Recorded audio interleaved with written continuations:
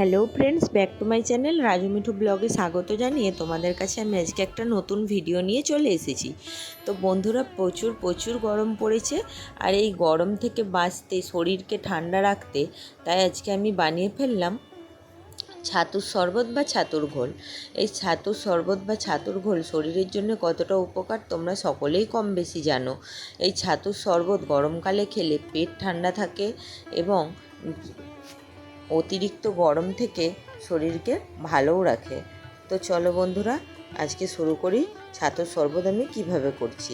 এই ছাতুর শরবত করার জন্য আমি এখানে নিয়ে নিয়েছি একটা ছোট্ট সাইজের পেঁয়াজ।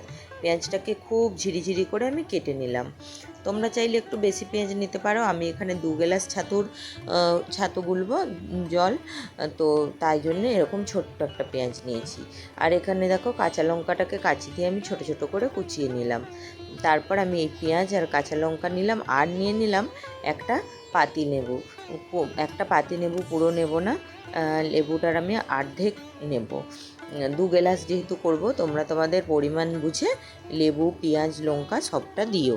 তারপর আমি এখানে একটা পাত্রের মধ্যে 2 গ্লাস জল নিয়ে নিলাম।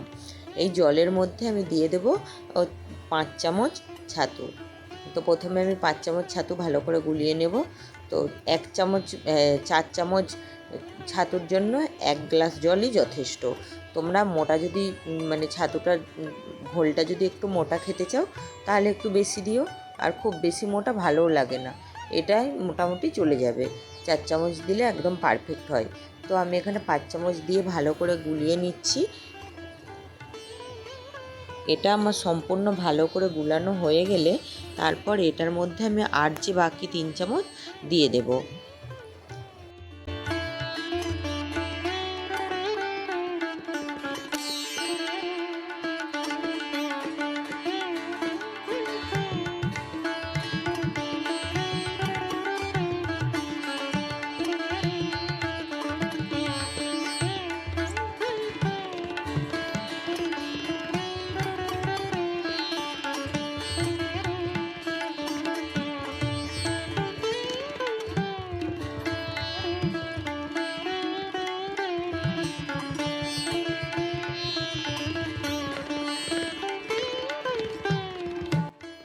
বাকি 3 চামচ দিয়েও আমি ভালো করে গুলিয়ে নিলাম। এটাকে খুব ভালো করে বন্ধুরা এটা গুলিয়ে নেবে। খুব ভালো করে না গুলালে যদি এটা ডেলা ডেলা রয়ে যায় ভালো লাগবে না খেতে, মুখে ডেলা ডেলাটা পড়বে খাওয়ার সময়। তো তাই এটা খুব ভালো করে গুলিয়ে নিও। তো এটা আমার ভালো করে গুলানো হয়ে গেলে এটার মধ্যে আমি দিয়ে দেব একটা ভাজা মশলা রেডি করব। সেই মশলাটার মধ্যে থাকবে ধনে, গোটা ধনে, মৌরি, জিরে আর একটা শুকনো লঙ্কা। সেগুলোকে আমি কাঠখোলায় ভেজে নিয়ে গুঁড়িয়ে নেব। দেখো, এখানে আমি এটা গুলানোর পরে পেঁয়াজ আর কাঁচা লঙ্কাটা আমি এর মধ্যে দিয়ে দিলাম।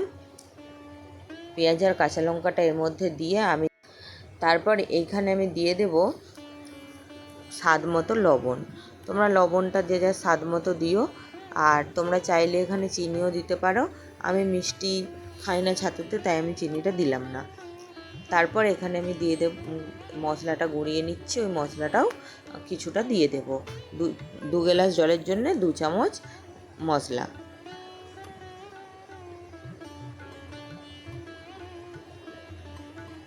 তো 2 চামচ আমি মশলা দিয়ে দেবো এর মধ্যে।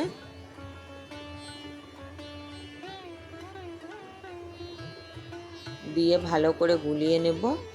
নুন, লেবু আর মশলা সম পরিমাণে দেবে, যে তবেই ভালো লাগবে খেতে।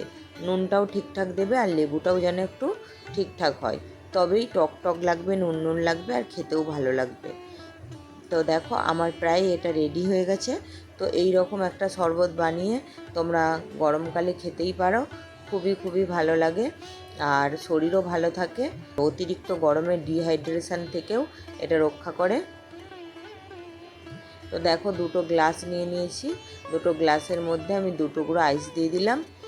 তো তোমরা চাইলে আইস দিতে পারো আর নাও দিতে পারো। যেহেতু আমার জলটা ঠান্ডা ছিল না, তাই আমি একটু আইসটা দিয়ে দিলাম। তোমরা চাইলে দিও, না চাইলে না দিও। তো দিয়ে আমি গ্লাসের মধ্যে এগুলো ঢেলে নিচ্ছি।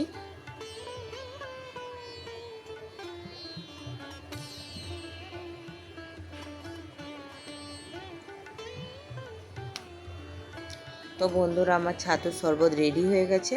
তো চলো বন্ধুরা, আবার আসবো নতুন একটা ভিডিও নিয়ে খুব তাড়াতাড়ি তোমাদের কাছে।